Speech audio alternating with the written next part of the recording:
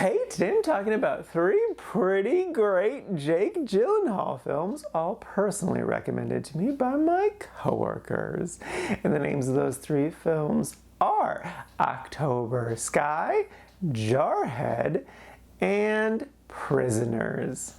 First up is October Sky. This is a 1999 film based on / inspired by a true story of this group of boys who, after seeing Sputnik, got really into making rockets, despite everyone in town thinking they're giant dorks. And it's great. It's so incredibly good. I am very surprised that I did not see this as a child, because I would have loved the heck out of this. Like, it would have been right up my alley of just like that fun, inspirational, like kids can do anything type of movie. I really loved it. The story is really great. The emotion's really great. Everything with the dad is so interesting, because like the dad's just a giant asshole. And they did a great job of like showing him being a terrible person at times. But then like he cares. He gives a shit about like the mine is the main thing. But he does care about his family and his kids, but he does not know how to show it, and he doesn't understand them. And when he doesn't understand them, then he gets angry, and it's this whole thing. Even though I didn't experience that, it's definitely still very relatable and understandable. It's just like they want this connection between the two of them, but they just are speaking 2 different languages, and it's so And everything with the rockets is just great and fun and just a blast. Yeah, no, it's just like a heartwarming, beautifully done movie. Everyone gives great performances. It's just perfect, no notes. If you have not seen it, highly recommend it. It's gonna inspire you to want to create, definitely. So if you want that kind of vibe, yes, definitely give this a watch. It's a good, fun, inspiring time. Next up is Jarhead. This is a 2005 film that I not only have seen multiple times, but also own.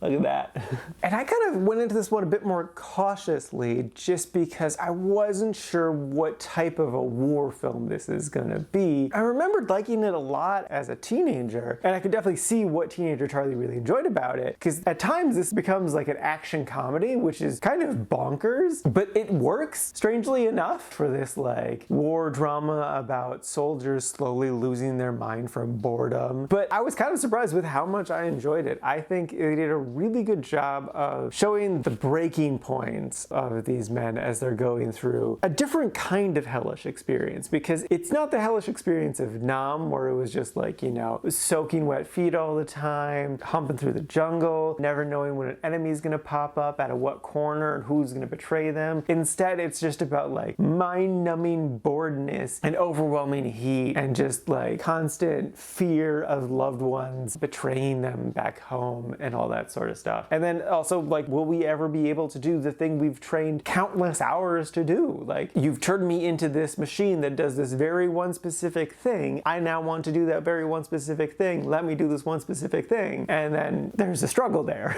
So yeah, no, I think it's a really interesting film, and it's very well done. There's some really great, beautiful shots in this too. Like some really great nighttime ones. There's a scene with a lot of corpses that is very haunting. I did find it very interesting that it didn't seem to really be either pro or anti-war, which really surprised me, because like most films kind of just naturally fall into one camp. And I feel like this one kind of really walked that line of, it's not really a pro-war film and it's not really an anti-war film. It's just kind of there, which I do think some of the criticisms at the time are about that. And I can definitely understand that, but I'm kind of fine with it being just sort of neutral, because it's not really about that. It's just kind of more of the shittiness of the situation. So yes, thoroughly enjoyed it, definitely recommend. Marine friend of mine would also definitely recommend it, so yeah.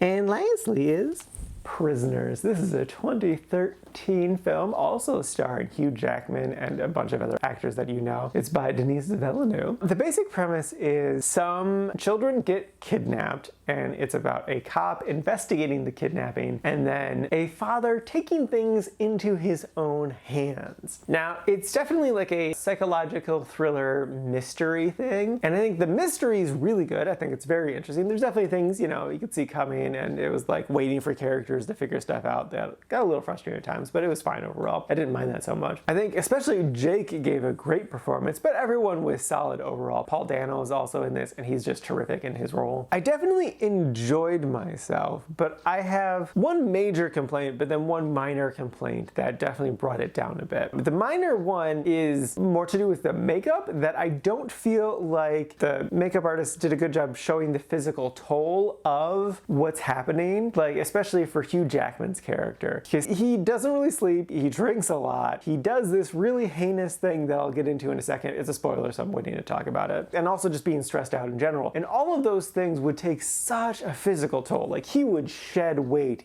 easy. And it's fine that Jackman didn't want to shed weight over the course of filming. That's totally understandable. But the makeup artist can definitely make him look more disheveled as the film went on. But he really just looked more his normal self. My big complaint, though, it is a spoiler, so would I recommend this? Yeah, it's good, but I do have moral issues with it, which I'm about to get into. So if you don't want to be spoiled, skip ahead to the rankings now. So my big issue has to do with the fact that Hugh Jackman tortures Paul Dano for most of the movie. First off, torture doesn't work. Torture doesn't give you answers. Torture just gives you false positives. This isn't me saying this. This is the CIA saying this. Just look into their comments about Zero Dark 30. And like, I get what they're going for, that it's about a man who's going to any extreme to rescue his children. But I'm like, the story doesn't morally work unless Hugh Jackman's character is wrong, unless he's in the wrong for torturing this man. Because if he's correct, then the movie is telling us that what he's doing is morally acceptable. But if he's wrong, then that's A, just a more interesting story, but B, better morally. The only reason to torture someone is because you yourself just want to torture a person out of your own sick, sadistic needs. So I did still like it a good amount. It's a quite liked, it's a 4 out of 5. I would recommend it if you haven't seen it. I did spoil a lot of it just now though, so it kind of takes away some of the agency. But